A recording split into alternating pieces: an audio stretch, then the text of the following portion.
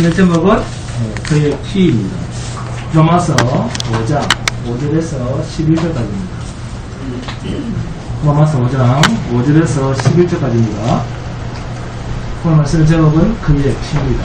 로마서 5장 5절에서 11절까지. 다 찾았습니까?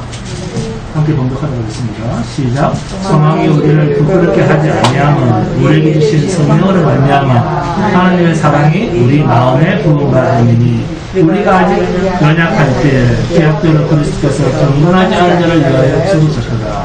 의인을 위하여 죽는 자가 쉽지 않고 선인을 위하여 용감히 죽는 자가 혹 있거니와 우리가 죄인이었을 때 그리스도께서 우리를 위하여 죽으심으로 하나님께서 우리에 대한 자기의 사랑을 확증하셨느니라. 그러면 이제 우리가 그의 피로 말미암아 어렵다 하심을 얻으니 더욱 그로 말미암아 진노하시면서 구원을 받을 것이니 곧 우리가 원수되었을 때 그의 아들의 죽으심으로 말미암아 하나님과 화목하게 되었으며 화목하게 된 자로서는 더욱 그의 살아나심으로 말미암아 구원을 받을 것입니다. 그뿐 아니라 이제 우리로 화목하게 하신 우리 주 예수 그리스도를 말미암아 하나님 안에서 또한 즐거워하느니라. 아멘. 우리는 어느 나라 사람입니까? 그렇습니다. 하늘나라 사람 아닙니까? 이렇게 답이 바로 나와야 됩니다. 원래는 죄악 세상의 사람이었는데 하나님의 은혜로 이제는 천국 시민이 되었습니다. 솔직히 어느 나라가 더 좋습니까? 하나님 나라 아닙니까? 그런데 세상 나라를 왜 더 좋아하십니까?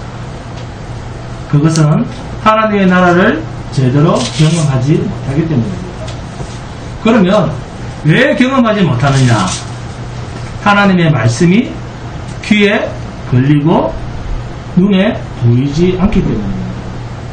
그리고 우리 자신들이 하고 있는 일이 내 자신을 위한 것인지 하나님을 위한 일인지 분명한 구분도 없이 그저 습관적으로 주를 위하여 하나님의 영광을 위하여 이렇게 말하면서 하는 일들이 참 많습니다.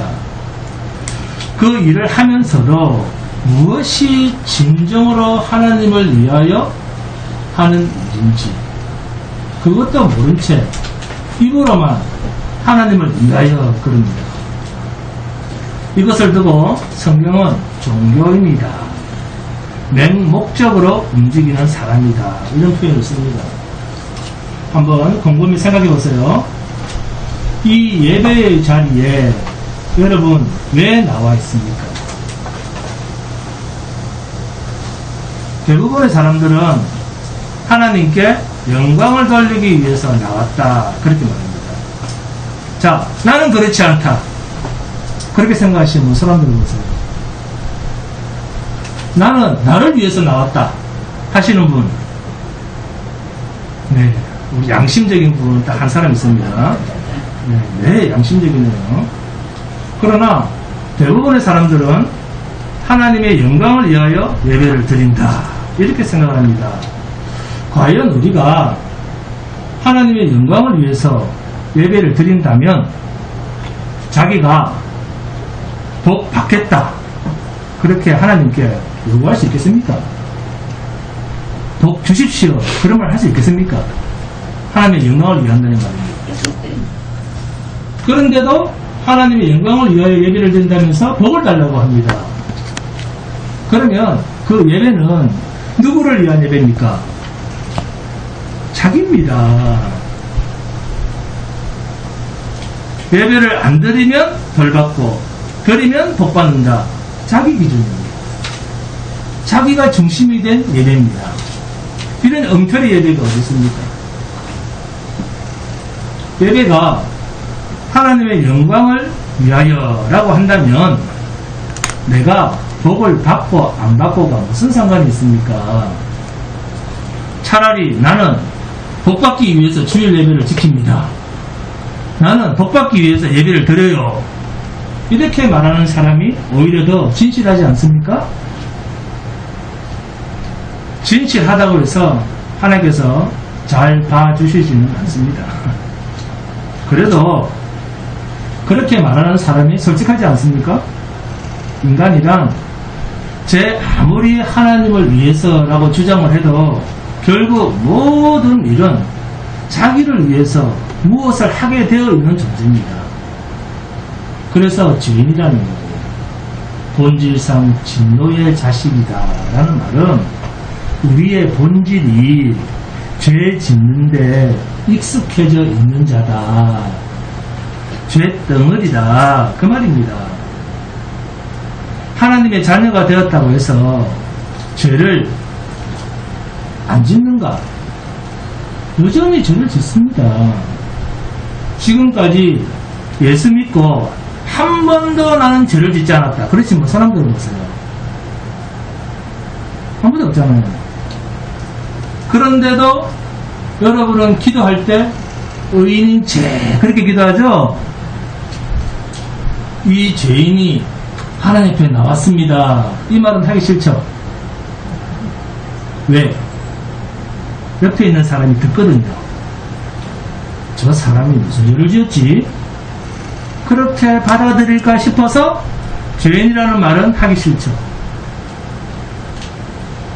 우리 인간이 무엇을 한다고 하면 그것은 분명히 뭔가 하자라고 하는 자기 마음속의 주장, 결심을 했기 때문에 하는 겁니다. 그런데 문제는 그 하자라는 그 마음이 누구의 마음인가 하는 겁니다. 만약 하자라는 마음이 하나님의 마음이었다면 자기를 드러내지는 않을 것입니다. 그러면 하나님의 일이 됩니다. 하나님을 보여주게 되어 있습니다. 그런데 내 마음에서 나온 하자였다고 한다면 결국 자기를 드러내고 자기를 위할 수밖에 없다는 겁니다. 여기서 우리가 하자라고 할 때 문제는 그것이 하나님의 마음인가 내 마음인가 하는 것을 분별하지 못하고 있다는 겁니다. 하자라고 하는 내 마음이 과연 내 마음인지 하나님의 마음인지 구분이 되어야지 하나님 중심으로 살 수가 있습니다. 여러분, 우리가 먼저 알아야 할 것은 우리 인간 행동 자체에 하나님의 일이라고 하는 의미를 두어서는 절대 안 된다는 것입니다.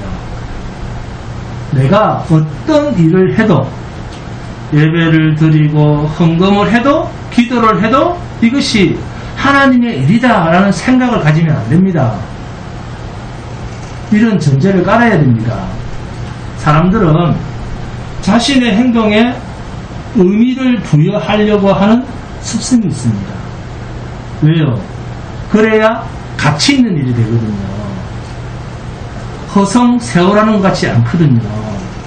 그래서 예배를 드려도 하나님의 영광을 위하여 그러는데 제발 하나님의 일에 인간이 의미를 부여하려고 하지 마세요.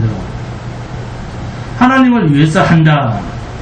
이런 의미 부여를 하지 말라는 겁니다.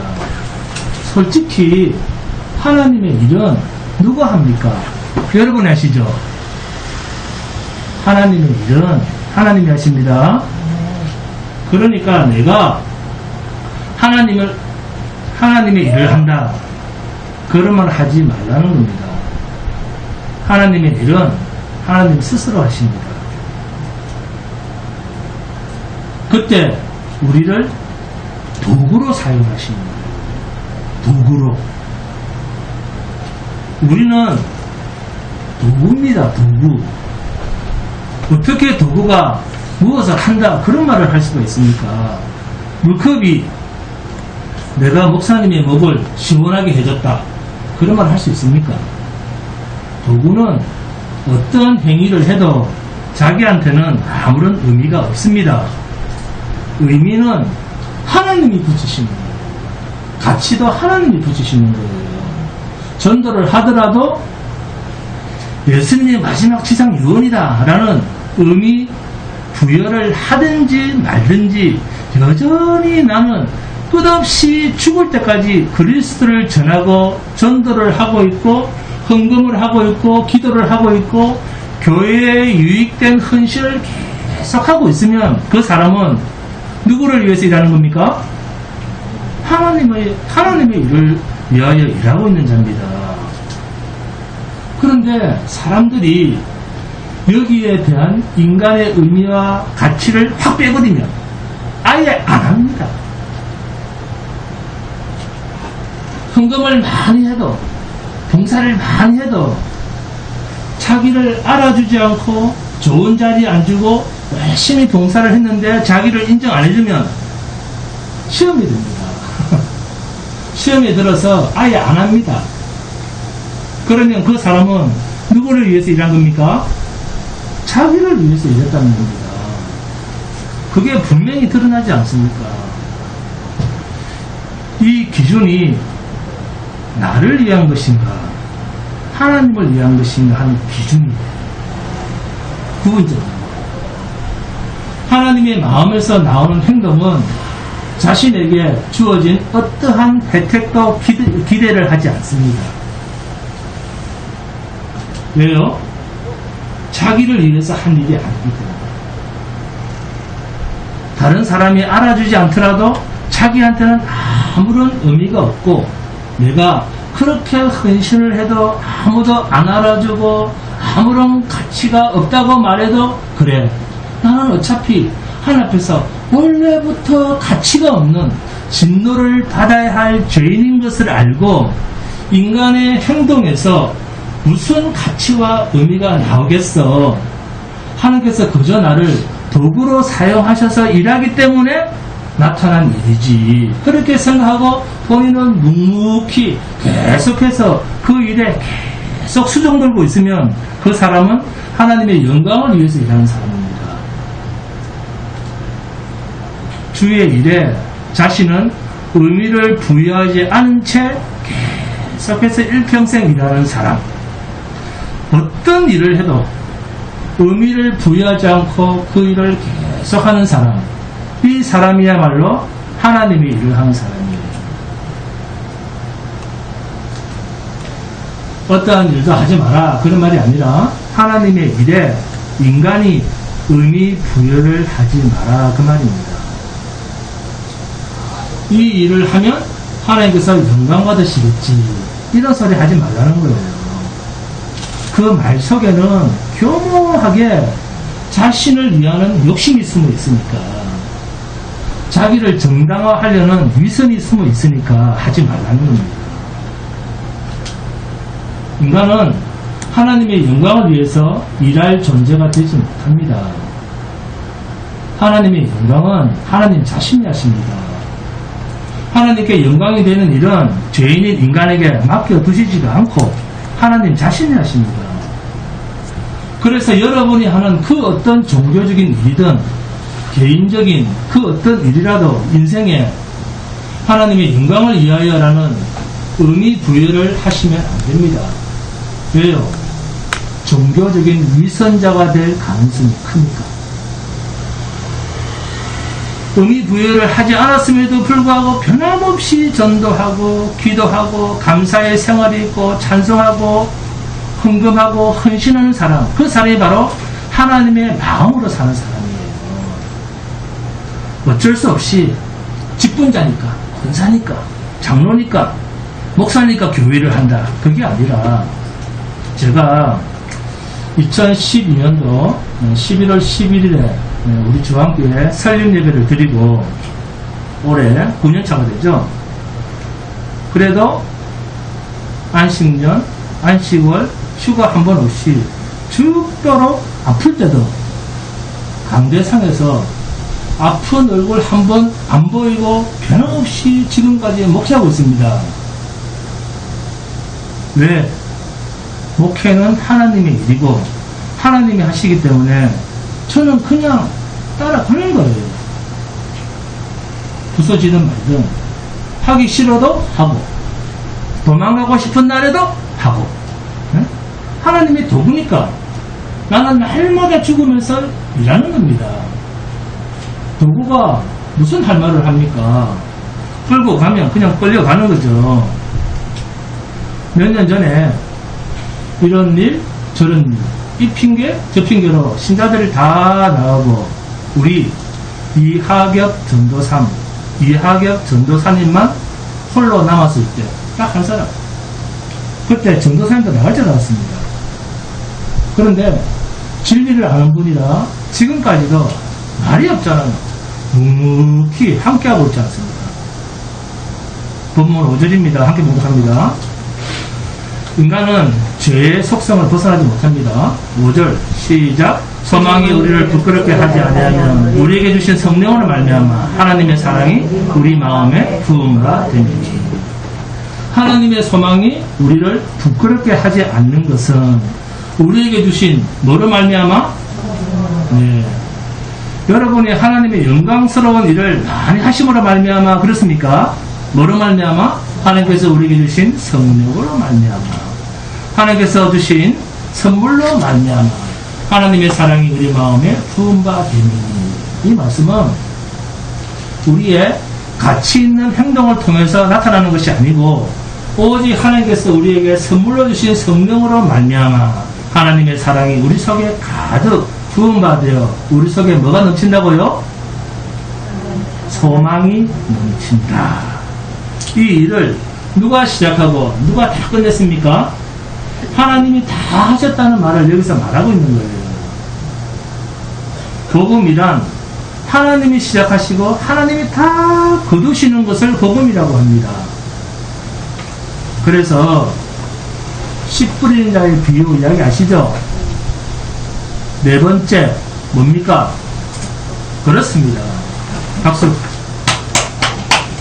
네, 옥토밭은 내가 하는 것이 아니고 하나님께서 우리를 찾아오셔서 말씀에 씨를 뿌리고 생명의 씨를 뿌려서 하나님이 30배, 60배, 100배 결실을 하는 것이지 내가 잘나서 내가 노력해서 되는 게 아닙니다.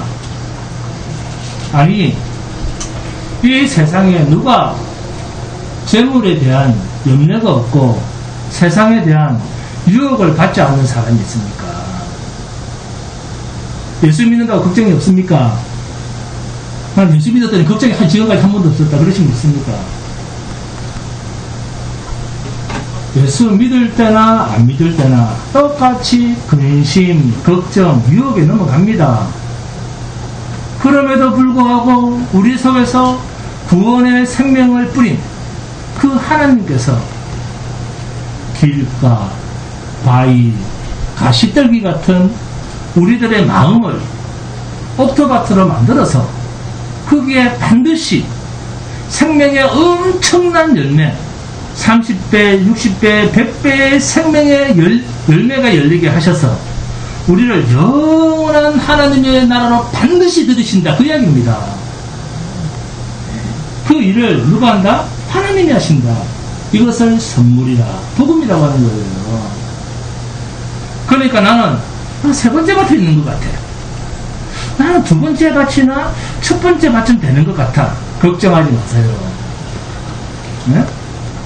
하나님이 시작하셨기 때문에 반드시 옥토밭, 천국으로 다 들어갑니다. 네.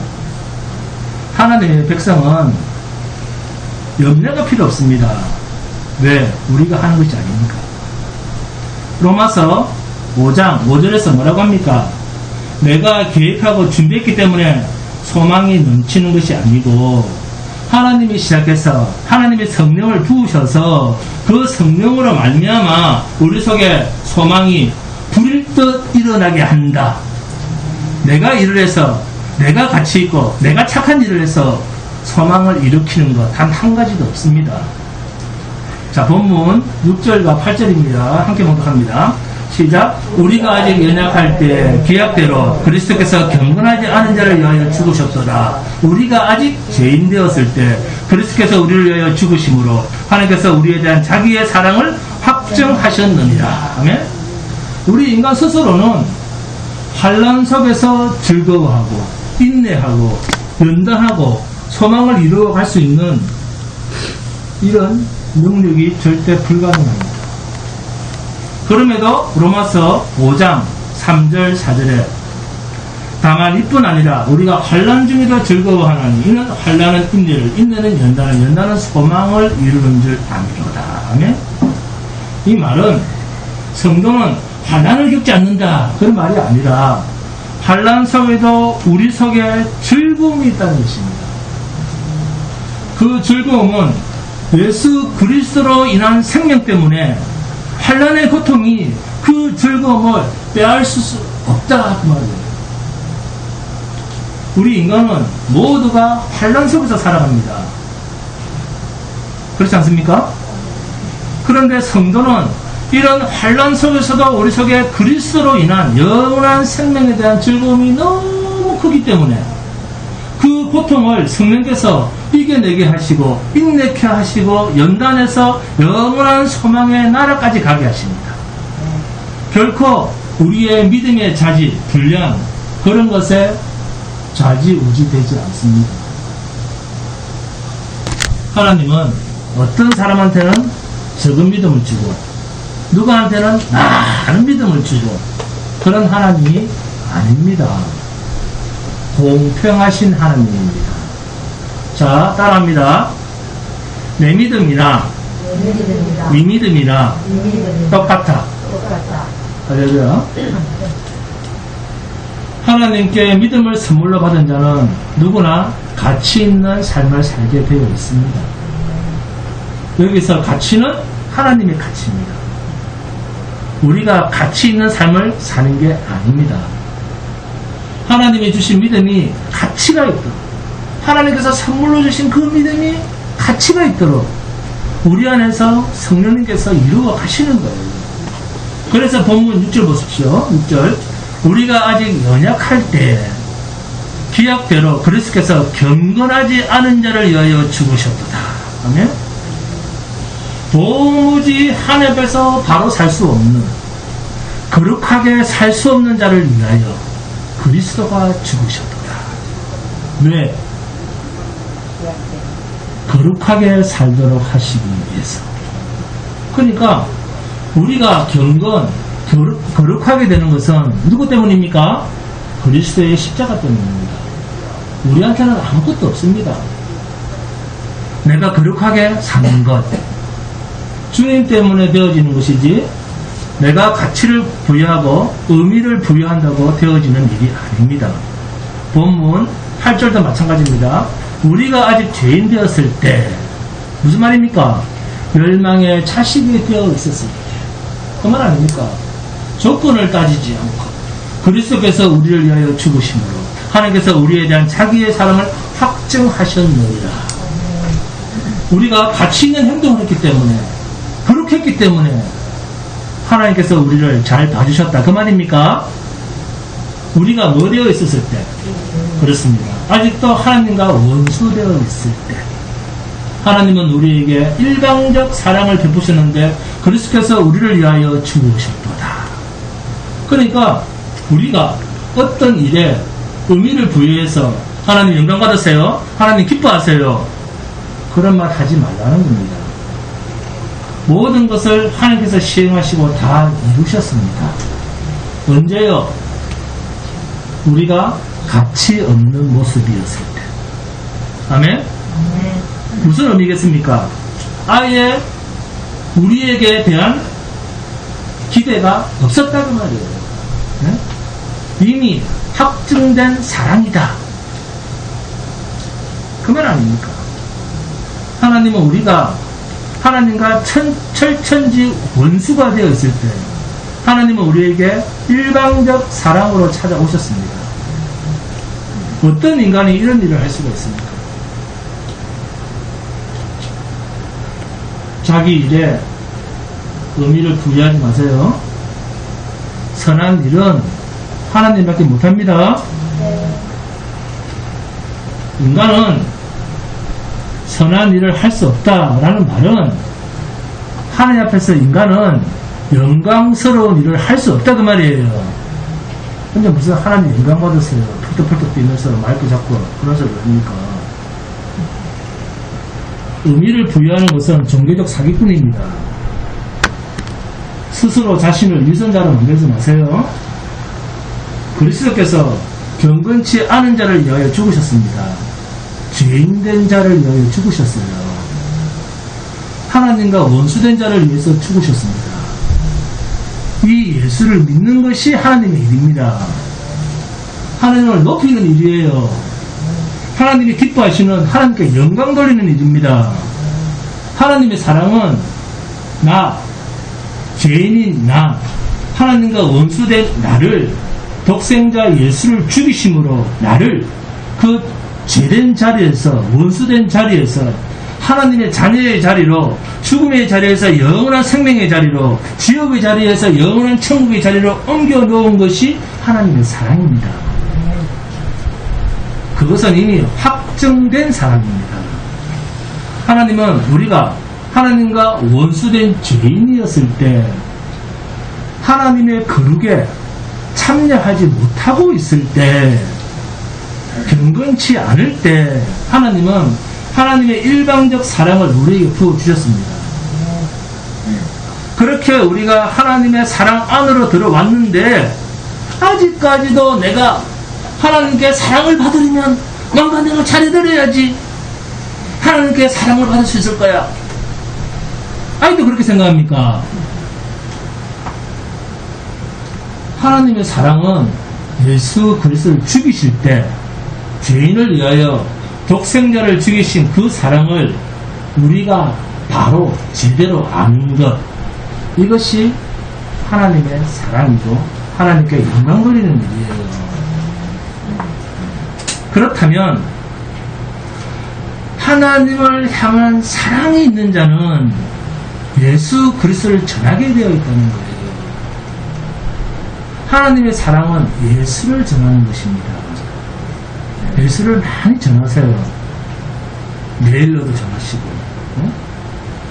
그리스도의 십자가 사건을 바로 깨닫고 그 감격이 우리의 삶을 지배할 때, 그 자리가 바로 하나님의 사랑이 풍성한 자리입니다. 성령 충만함이란 뭡니까? 성령에 완전히 지배된 상태, 성령께서 시키시는 대로 순종하는 삶이 성령 충만한 삶입니다.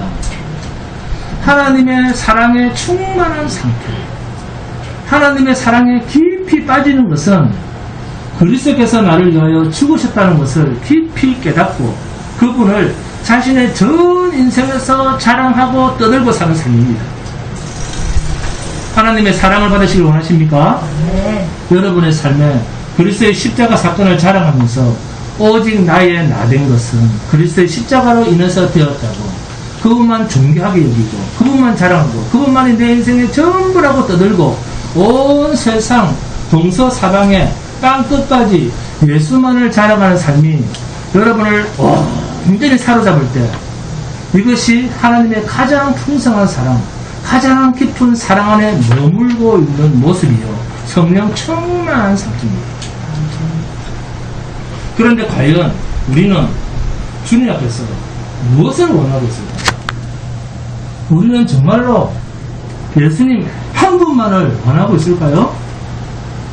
아니면 내 자신만의 구원을 원하고 또 세상의 삶에서도 무엇을 얻고자 하는 그런 마음으로 예수를 믿는 것일까요? 혹시 우리 중에 예수 그리스도가 없으면 구원을 얻을 수도 없고, 그러면 당연히 천국은 더더욱 갈 수가 없기 때문에 할 수 없이 예수를 원하는 것은 아닌지, 천국만 없었더라면 예수가 뭐고 안 믿었을 텐데, 예수 믿으면 천국 간다니까 어쩔 수 없이 예수를 믿고 있는 건 아닙니까? 여러분, 예수를 원합니까? 아니면 내 구원 천국을 원합니까? 어느 쪽입니까? 어딘지 두 개씩 다 두 개씩. 예수 믿으면 천국 간다니까 대다수의 기독교인들은 천국 가는 데 더 관심이 많습니다. 그러니까 천국을 가기 위한 예수 믿기, 이게 되는 거예요. 응? 천국을 가기 위한 예수 믿기를 하는 거예요. 여러분 어느 쪽입니까? 자, 한 가지만 고른다면 천국입니까? 예수입니까? 자, 솔직히 다시 한번 생각해 보세요. 자, 나는 천국 손 들어보세요. 천국 가기 싫습니까? 답을 벌써 알고 있기 때문에 자, 천국 없네. 자, 천국이 없더라도 오직 나는 예수다. 손 한번 들어보세요. 천국이 없더라도 난 오직 예수다. 1, 2, 3 믿음을 자기 구원으로만 연결시키는 것은 천국만 아니라면 예수고 뭐고 나는 안 믿는다 라는 신봉입니다. 믿기 싫은데 천국 때문에 할 수 없이 믿어주는 거예요. 사실 이것은 믿음이 아닙니다. 물론 단순하게 말하면 예수를 찾는 것은 천국에 들어가고 죄인이 구원을 얻기 위해서 영원한 천국의 삶을 얻기 위해서 부른다. 맞는 말입니다. 여기서 좀 더 세밀하게 생각을 해보겠습니다. 예수님 당시에 예수님을 쫓아다니는 많은 무리들이 있었습니다. 그들 가운데는 그들이 무시하는 나사렛 출신인 예수님을 왕으로 모시려고 하는 자들도 있었습니다. 그런데 문제는 오히려 누가? 주님께서 예수님을 왕으로 모시려던 그들을 피했다는 사실입니다. 유대인들은 예수님을 왕으로 섬기기를 원했지만 사실은 예수님 그분이 좋아서가 아니고 천국만 없었더라면 하는 것처럼 예수님이 만들어내는 세상적인 만족, 한마디로 말하면 떡, 우리로 말하면 천국에 더 관심을 두고 있었기 때문에 주님은 그들의 마음을 미리 알고 피하신 것이에요. 오늘 우리도 예수님만 원하기 때문에 이 자리에 왔느냐 하는 겁니다. 이 문제입니다. 유대인들은 먹을 떡이 목적이었고 우리는 내 구원을 위해서 예수님을 천국을 위해서 왕으로 모시고 있는 것은 아닌지 생각해 보자는 겁니다. 여러분이 원하는 구원이라고 할 때 거기에 그 구원이 세상적인 요구까지 포함한 구원입니까? 여러분이 구원을 원한다 그 말은 내가 천국을 원한다는 것은 세상적인 욕망까지도 채워주는 천국입니까? 유대인들도 구원을 위해서 메시아를 불렀습니다. 그런데 그들이 생각하는 구원은 이 땅에서 하나님의 말씀대로 사는 천국이었어요. 하나님이 다스리시는 하나님의 나라라는 천국이 아니고 단순히 이방 나라의 얽매임과 속박을 벗어나는 해방, 그 구원이 목적이었습니다. 소위 다윗 왕국, 세상적인 나라를 그들은 메시아를 통해서 얻을 것이다 라는 생각을 했습니다.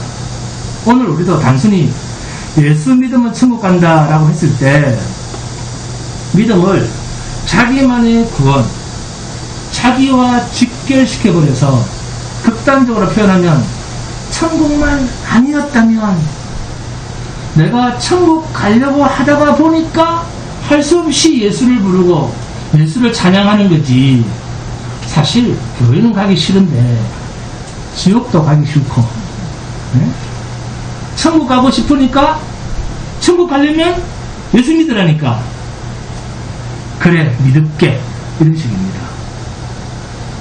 처음부터 죽을 때까지 자기 중심적입니다. 자기 중심적으로 생각하고 행동하는 일체의 행동은 뭐라고요? 종교생활입니다. 그래서 무슨 일을 시켜도 기쁨과 즐거움과 감사가 없는 거예요. 하나님께서 우리에게 주신 믿음의 본질은 마지못해 하는 게 아닙니다. 하나님께서 주신 믿음, 곧 성령께서 함께 하시는 믿음은 억지로 하는 게 아니에요. 자원하며 하는 겁니다. 어느 정도 자원을 하느냐. 죽기를 작정하고 자기의 원대로 하지 않고 아버지의 뜻대로 하는 삶을 살도록 되어 있습니다. 이것을 십자가의 삶이라고 합니다. 이것이 예수님이 사셨던 삶입니다. 누가 이렇게 살게 하시느냐? 우리 속에 성령이 오셔서 하게 합니다. 그래서 성령이 아니고는 하나님의 마음을 알 자가 없다. 성령이 내 속에 와 계신다라는 말은 하나님의 마음을 가장 잘 아시는 분이 내 마음속에 와 계시다 그 말이에요. 그래서 그분이 나를 강권해서 하나님이 원하시는 대로 나를 살게 하신다는 겁니다. 그러면 하나님이 원하시는 것이란 무엇인가요? 뭘까요? 우리의 옛사람이 죽는 것입니다. 본질상 진노의 자식이었던 이 옛사람이 죽는 것입니다. 하나님께서 제일 원하시는 것은 우리의 옛사람이 죽는 것입니다. 나의 옛사람이 살아있는 한 하나님의 소원대로 살아들이지 못하게 되어 있는 것을 하나님은 너무나 잘 아십니다. 이것을 좀 더 우주적으로 표현하면 이 세상에 있는 모든 것은 이미 인간이 범죄했을 때 모든 피조물들은 타락한 인간과 함께 다시는 소생할 수가 없는 하나님이 보시기에 좋았다라고 하는 안식으로서의 피조물은 존재할 수 없다는 것에 대해서 마지막 날 불로 반드시 다 태워버리시겠다. 내 것은 다 없애버리시겠다는 이 하나님의 단호한 결단, 심판, 이 사실을 인간으로 보면 하나님께서 믿음을 선물로 주신 신자라 할지라도 우리의 옛사람, 본질상 진노의 자식이었던 이 옛사람의 부분, 육체의 부분, 자연인 이 부분은 죽어야 된다. 하나님께서 없애신다는 것입니다. 그리고 이것이 성령께서 우리 안에 계실 때 우리에게 주시는 소원이기도 합니다. 믿음이란 주님을 따라 주님처럼 사는 것입니다.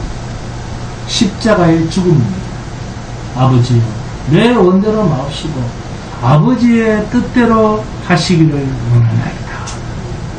주님을 따라 사는 삶, 자기를 부인하고 자기 십자가를 지고 나를 쫓을 것입니다 라고 말씀하시는 이 주님을 따라 사는 삶, 이것은 곧 내가 나의 옛사람이 죽는 것입니다. 죄의 사슬, 사망입니다. 이것이 하나님의 공의입니다. 그래서 우리 속에 있는 믿음이 항상 물어오는 질문이 있는데 그게 뭐냐면 네가 살려고 하느냐 죽어되고 하느냐 하는 이 질문을 믿음이 본질상 진노의 자식인 나에게, 옛사람인 나에게 계속 물어옵니다. 네가 죽을래 살래? 하나님으로부터 선물인 믿음을 받은 자라고 하면 믿음에 대한 오해부터 버려야 됩니다. 믿음은 우리로 선한 행동을 하게 한다, 그렇게 생각하시면 안 됩니다. 그런데 그렇게 생각을 하니까 자꾸 자기 의가 나오는 거예요. 믿음은 우리로 행동으로 나가지 못하도록 가로막는 방패입니다.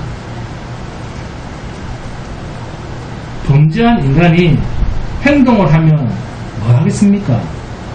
범죄한 인간이 움직이면 뭘 하겠어요? 그럼요. 이미 죄인으로 낙인 찍힌 자가 어떤 행동이 나오면 선한 행동이 나올까요?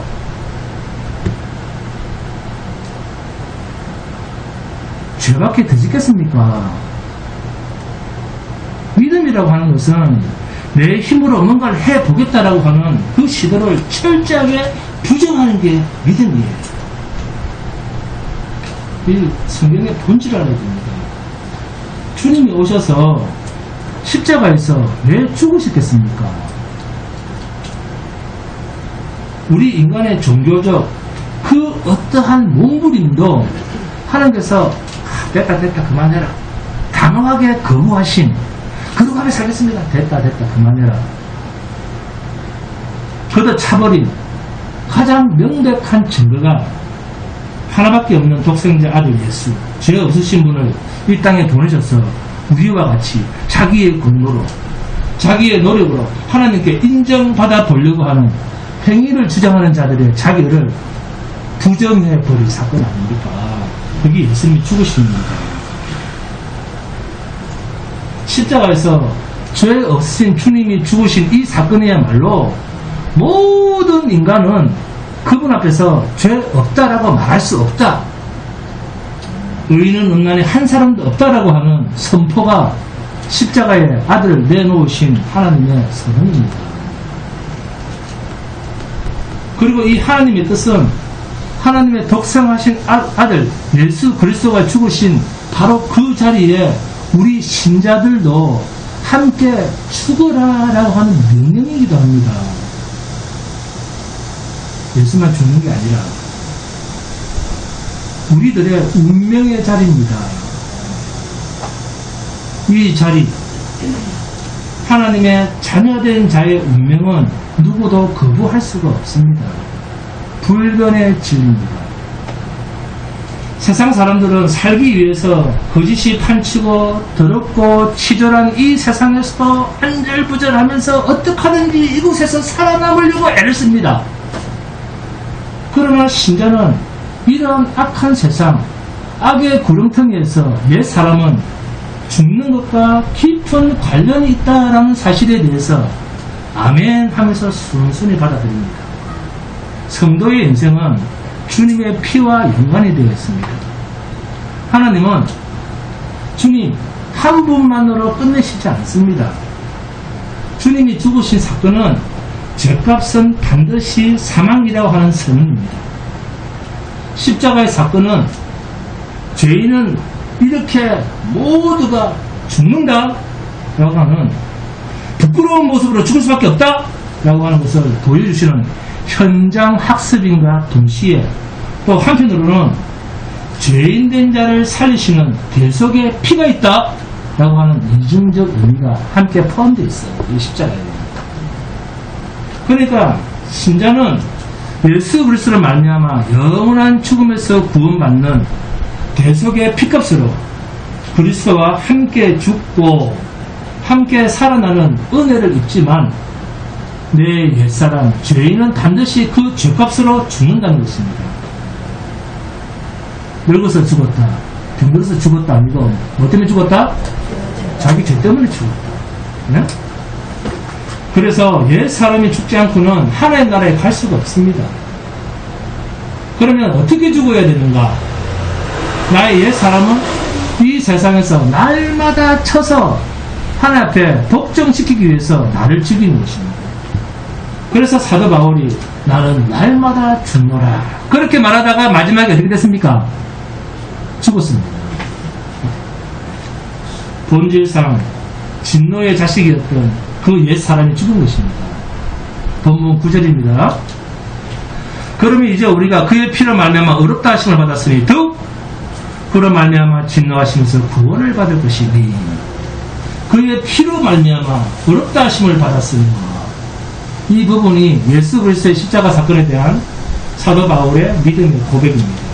그의 피로 말미암아 의롭다 하심을 받았으니 라는 말은 우리의 행위로 의롭다함을 받은 게 아니고 예수의 피로 예수의 죽으심으로 우리가 의롭게 되었다 그 말이에요. 그러므로 그리스도의 피 외에는 하나님 앞에 그 어떤 것을 가지고 와도 하나님께 인정받을 것이 없습니다. 의라는 말은 하나님께서 인정하실 만한 것 그런 것이에요. 하나님께서 옳다라고 인정해 주실 수 있는 것, 쉽게 말하면 진리입니다. 공의의 문제입니다. 표준이 되는 것입니다. 예수님의 십자가의 피 외에는 하나님께서 인정하실 만한 것이 아무것도 없습니다. 이것은 행위까지 다 포함하는 말입니다. 이 세상 모든 좋은 것을 다 바쳐도 하나님께서 인정하실 것이 없습니다. 왜요?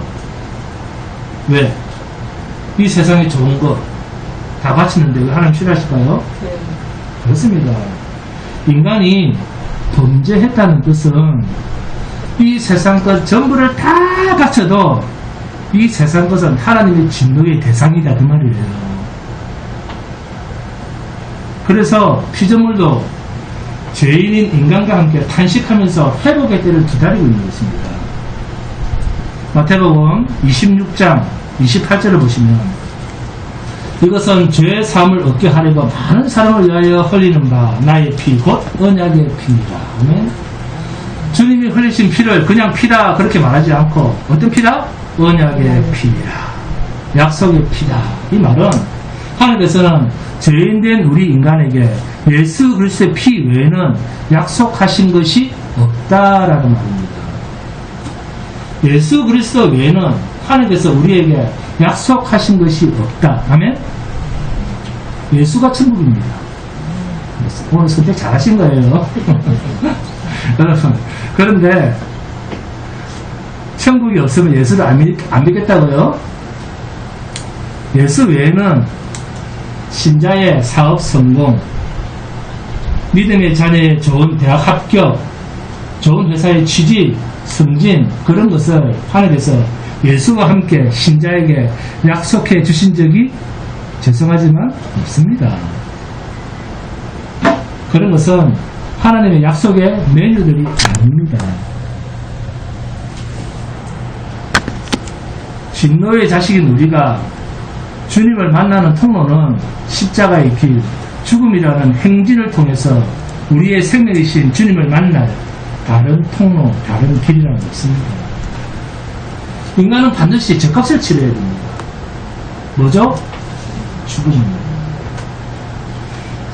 주님 잘못했어요. 제발 살려주세요. 두 손을 싹싹 빌고 운다고 해서 만나주시고 사정을 봐주시는 하나님이 아니다라는 사실을 독생자 아들 예수가 십자가에 못 박혀 죽으시는 사건을 통해서 알 수 있지 않습니까? 우리가 찾아 나온 예수님은 기도하면 살려준다. 네가 없는 돈 다 바치면 살려준다. 헌신하면 살려줄게. 그런 종교적 자기 체면을 걸지 마세요. 그런 하나님이 아닙니다. 너는 나와 함께 뭐하고? 죽고 나와 함께 살자. 이 하나님입니다. 그런데 나를 살려주시는 분, 나를 사랑하시는 분, 이런 하나님을 알고 있기 때문에 자기가 살기 위해서 교회에 나오고 자기가 살기 위해서 주님을 부르지. 자기가 죽는 부분은 도무지 이해를 하지 못합니다. 이런 사람을 성경에서는 뭐라 부릅니까? 우상노름하는 자다. 그렇게 부릅니다. 자기는 죽지 않고 살기만을 원하는 자, 우상노름하는 자, 종교놀이하는 자, 그렇게 부릅니다.